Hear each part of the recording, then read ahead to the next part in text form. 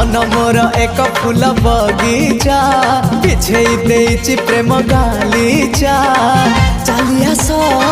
सेई बाटे खोजुछि मु साथी गोटे सुंदरी सुरयना ना ना झुमता ना ना ना आस सुनयना झुमता ना ना ना आस सुनयना झुमता ना ना ना आस सुनयना झुमता ना ना ना आस